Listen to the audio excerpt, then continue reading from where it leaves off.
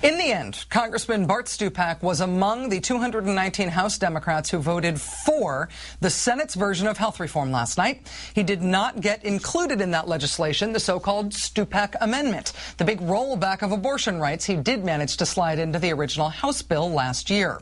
The bill that passed last night did not include the Stupak Amendment. But it did, of course, include the Senate bill language on abortion, which is a very specifically written ban on federal funding for abortion. That's all Congressman Stupak ever claimed that he wanted. But he's been either not telling the truth about the anti-abortion Senate bill language or actively ignoring that language ever since it came into existence.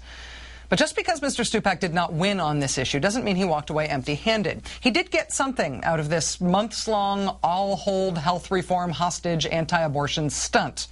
Actually, he got two things out of this. Neither one is what he said he wanted in the first place. First, Bart Stupak got famous, publicly leading the effort to derail the single biggest, most ambitious policy priority of his own party, helped get Congressman Stupak on TV a lot. Woo! And by holding health reform hostage, by threatening to vote against it, along with what turned out to be 7 of his colleagues, not apparently the dozen he once claimed were on a list in his shirt pocket, Congressman Stupak did not just get all the attention he appeared to be so desperately craving. Congressman Stupak also got an anti-abortion consolation prize, maybe? The president has announced he will be signing an executive order to reinforce that principle, that belief that we all stood on: no public funding for abortion. Congressman Stupak, in other words, agreed to vote for the Senate's version of health reform, which explicitly bans federal funding of abortion, on the sole condition that the president sign an executive order saying that the Senate bill bans federal funding of abortion. The executive order in question affirms that the health reform bill, quote, maintains current Hyde Amendment restrictions, which ban federal funding of abortion, and extends those restrictions to the newly created health insurance exchanges. Again, the Senate bill was already consistent with the Hyde Amendment. It already banned federal funding for abortions. So in terms of policy, in terms of a practical impact, Bart Stupak's make himself famous abortion stunt accomplished nothing. But the Stupak stunt is not without political consequences.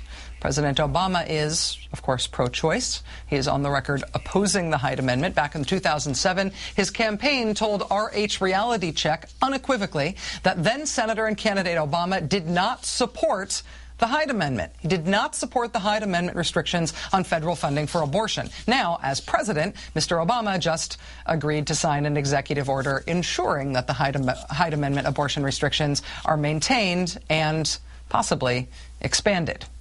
So, any pro-choice progressives out there who thought they might have had some help in getting the Hyde Amendment overturned during this presidency should probably consider themselves officially out of luck.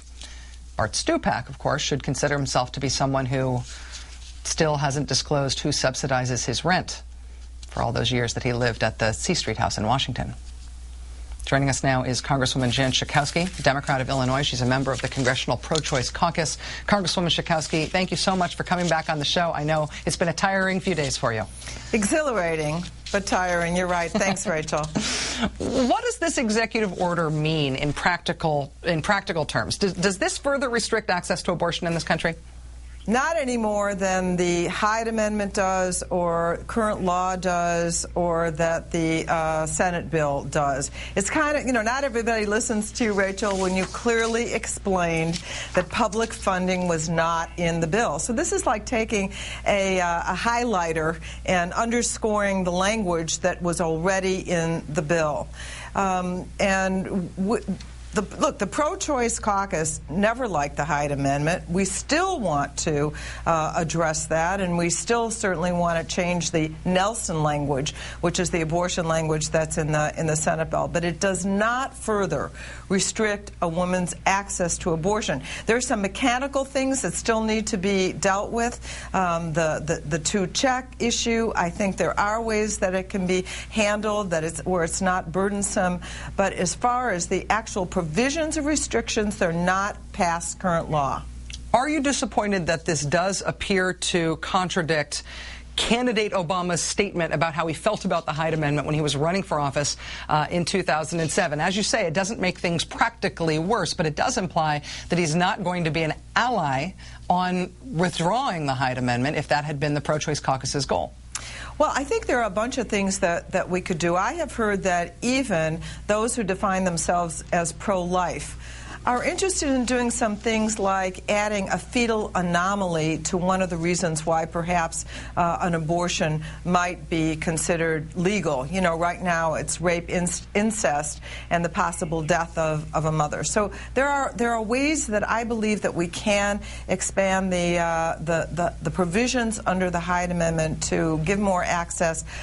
We needed to do this to get the votes, but let me just read to you. It says, the President has said from the start that this health insurance reform should not be the forum to upset long-standing precedent.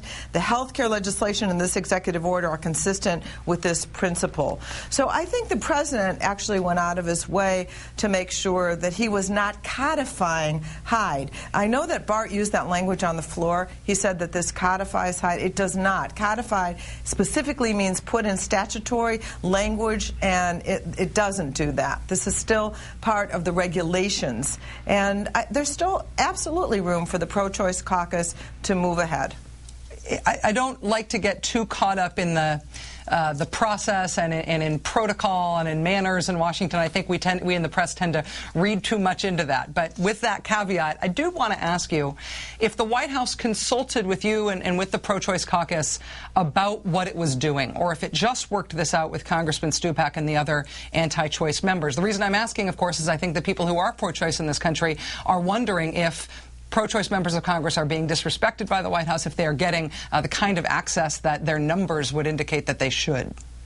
Well, you're right about the numbers, by the way, that if the Stupak language had been in the bill, we think about 50-plus members would have absolutely said no to health care reform. So they did have to listen to us, and what they did yesterday, it seems a million years ago, yesterday morning, was to put in our hands at the very same time that Bart Stupak saw the language, the proposed language that the White House had for the executive order. So we were in one room with a lawyer from the White House. They were in another room with a lawyer from the White House discussing what the language was. So they didn't see it before us. There was no negotiation with the White House before we each saw that language. Diana DeGette, who is the co-chair of the pro-choice caucus, she's an attorney, and so we certainly had the firepower on our side as well.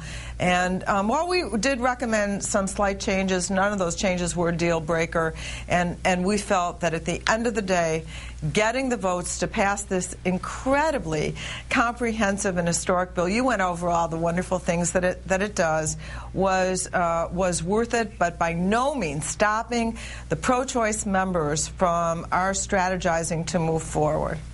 Congresswoman Jan Schakowsky, Democrat of Illinois, a strong supporter not only of choice but of health reform. Congratulations to you for what you've been able to do in your House, and thanks very much for staying up and talking to us. Really appreciate it. Thanks, Rachel.